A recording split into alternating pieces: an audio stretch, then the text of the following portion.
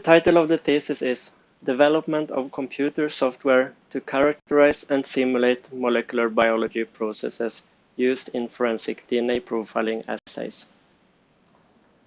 Did you know that each of you is made up of about 30 trillion cells? Most of them are red blood cells, transporting oxygen throughout the body. Red blood cells does not contain any DNA. The remaining 5 trillions of cells are building blocks for muscles and organs, and each of these cells contain DNA. The human DNA is a sequence of approximately 3 billion building blocks called nucleotides. The human DNA, or genome, is the blueprint describing how to build and maintain a human being. If you take the DNA out of one single cell and stretch it out, the length would be approximately 2 meters.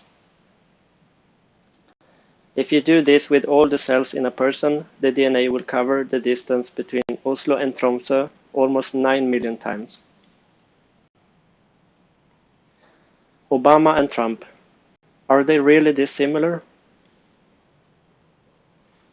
When looking at the DNA, humans are all 99.9% the same.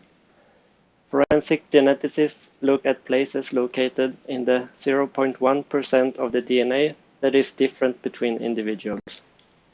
These places are called genetic markers. Currently, these markers does not tell us anything about personal appearance, diseases, or even political opinions. The forensic genetic markers are special places in the DNA called short tandem repeats, or STRs. STR markers consist of repeating DNA segments, in this example, the sequence TCAT. Each person has 2 copies of DNA and therefore 2 variants of each STR, and these are called alleles. If we analyze one of these markers by measuring the length, we end up with a pattern of allelic peaks. There can be either 2 peaks if the person inherited different sequences from its parents, or 1 peak if the person inherited identical sequences.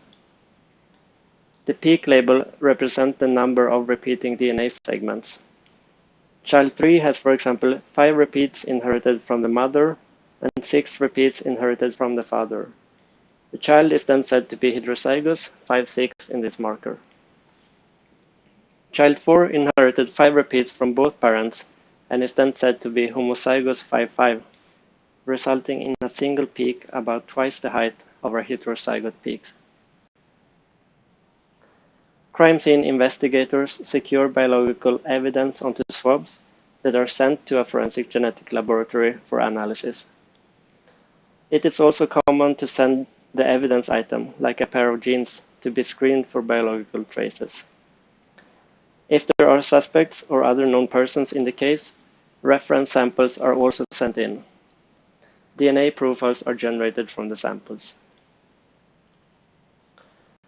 The DNA profile from the crime stain is compared with reference DNA from known persons, and the probability that a person contributed to the stain can be calculated.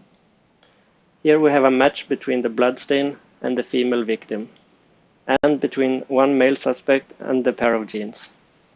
We can also see that the first male did not contribute to any evidence sample. So this seems really simple, right? Unfortunately, most real DNA profiles are complex, as in this mixture. This DNA profile was generated using our current DNA profiling kit that simultaneously analyzes 17 genetic markers. The markers are separated by color and size.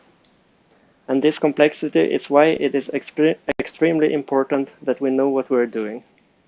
We learn the characteristics of our methods by testing or validating them. The purpose of validation studies is to observe, document, and understand variation in the result. Validation helps define the limits where we can trust the result. In other words, if you have only tested single source samples in your validation study, you should not try to interpret 3 or 4 person mixtures. As the scope of validation increases, so does the time and resources needed to complete it. Traditionally, it has been very time-consuming and resource-intensive to create and analyze many samples, and then to statistically analyze the large number of generated DNA profiles in order to generalize characteristics of the process. The aims of the thesis was to approach this problem by developing software to simulate the molecular biology processes so that the number of real samples could be reduced, and to automate the characterization to eliminate the bottleneck of analyzing the data. In the first paper, we introduced the free and open source software STR-validator that I have created. It is specifically designed to help forensic genetic laboratories with the important task of analyzing validation data. The purpose of the software is to encourage standardization, data exploration, and comparison between different laboratories. Let me take a simple example to illustrate the importance. Remember that we learned that a single person has one or two allele peaks in a genetic marker, one inherited from the father and one from the mother, and that the peak height corresponded to the amount of DNA. Let's say we have started a new high-tech laboratory. We bought a DNA profiling kit and started analyzing crime samples. Here is one marker in our first DNA profile. Without validation, we could think that 3 persons contributed to this mixture. Person 1 with allele 14 and 17, person 2 with allele 13, 19, and person 3 with 16, 16. The STR-validator software automatically calculates many different statistics. And after a proper validation, we would learn that the DNA analysis process generates errors called stutter artifacts. The most common stutter are 1 repeat unit shorter and about 15% in height of the true allele peak. So the 13 and part of the 16 allele peak are likely stutter artifacts, coming from the high 14 and 17 peak.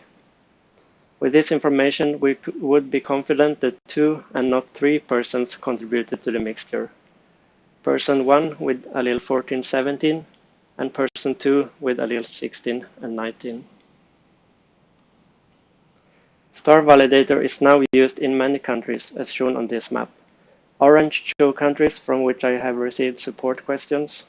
Green show dedicated STR-validator workshops, and pink show workshops where the software was introduced.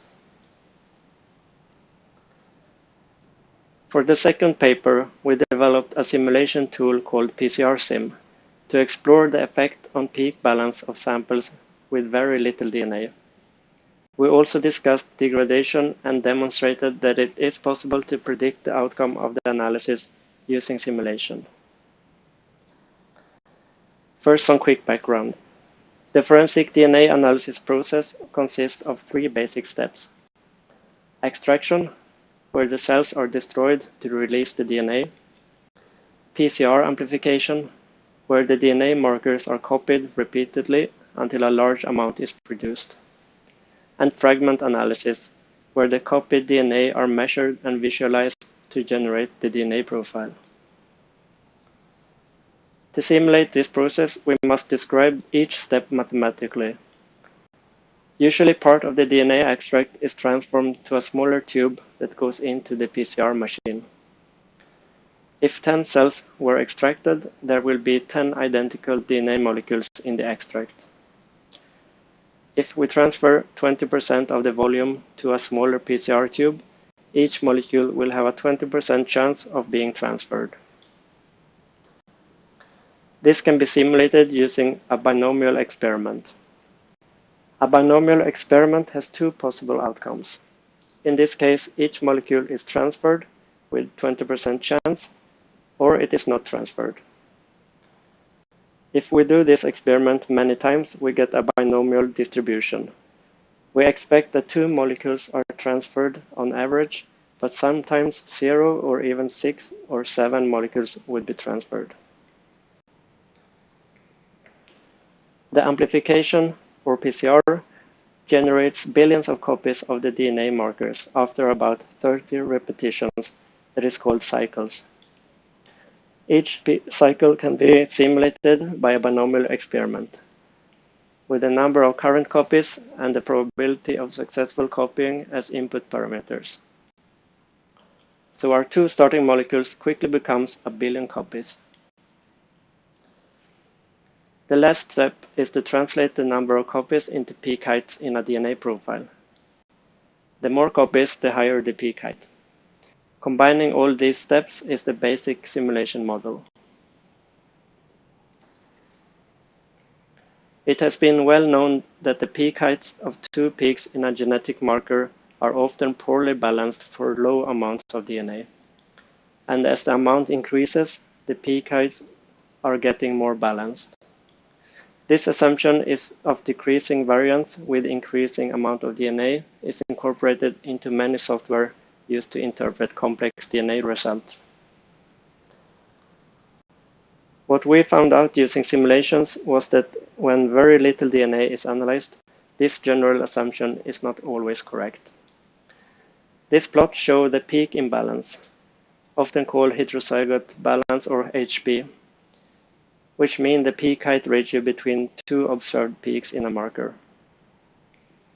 As the number of molecules transferred from the extract to the PCR tube increases, there is an initial increase in allele imbalance. The imbalance reaches a tipping point where the observed range starts to decrease. If we take a closer look at the beginning of the plot, where we transfer between 1 and 6 molecules from the extract to the PCR tube, we see that this initial increase is due to the fact that there are a higher number of possible ratios between the two types of alleles. Think of the DNA extract as a bucket containing equal numbers of the maternal and the paternal allele type. If we pick two alleles from the bucket, there are three possible outcomes. We either pick one of each, giving a ratio of 1, or we pick two maternal or two paternal alleles, where we can't calculate a ratio. Picking 3 alleles, it is impossible to get an equal number of each type. We will either observe a 1:2 or a 2:1 ratio. The probability of obtaining the extreme ratios rapidly decreases, as also shown by the 95th percentile range and the weaker points. By the time we have picked 6 alleles, the chance of obtaining 5 of one type and 1 of the other are already below 10%. The consequence is a tipping point, where the observed range starts to decrease. Extreme values are still possible, but with a lower probability. We call this the diamond effect because of the shape, and it may have implications when very small amounts of DNA are analyzed using software. The diamond effect would have been very difficult to observe using real experiments. In the third paper, we extended the STR-validator software with new functions. We present a practical approach to measure the amount of contamination in the laboratory and show that single molecule amplification might be a shortcut to estimate the peak height distributions for random contamination. When a laboratory analyzes a batch of DNA samples, a tube without DNA is also included. This is called a negative control sample, and the purpose is to detect contamination of reagents. As forensic analysis became more sensitive, single allele peaks were sometimes observed. The peaks could not be explained by personnel since it was not a complete DNA profile, and this was called random contamination or drop-in. The theory is that the source of the drop-in is fragments of DNA attached to dust particles that exist in the air all around us. 1 cubic meter of normal room air contains millions of those dust particles. If a DNA fragment containing one of the forensic markers falls down into a sample tube, it could generate a drop-in peak that could be interpreted as an additional contributor to the DNA result. We analyzed about 1,000 negative control samples and collected drop-in peaks. We also used a machine to put single sperm cells into 4 tubes. The cells were analyzed using our standard DNA profiling kit. We ran the samples many times in the detection instrument to get more data. And since a sperm contains only a single copy of the genome, there is only a single molecule of each DNA marker in the tube. Then we compared the result from the 2 experiments. The range of peak heights are almost identical, with the tallest peak just below 800.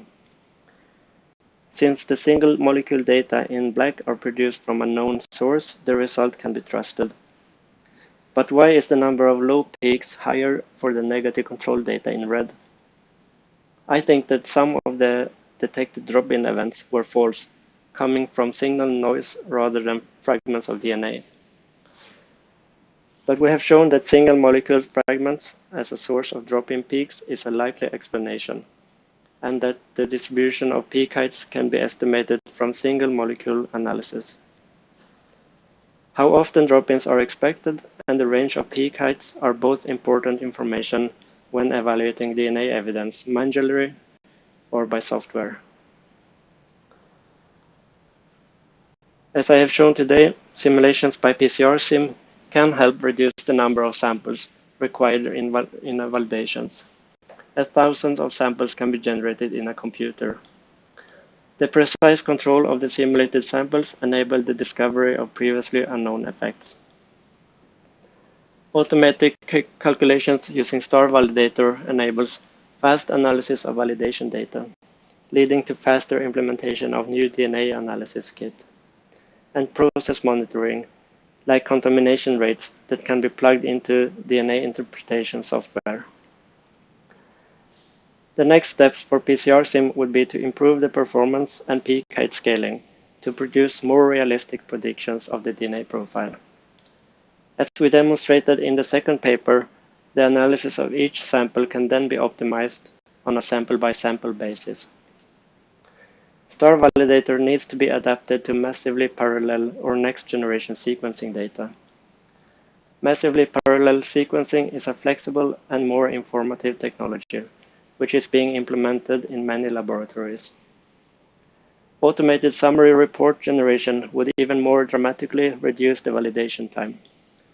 And translation of the software is important for a wider adoption.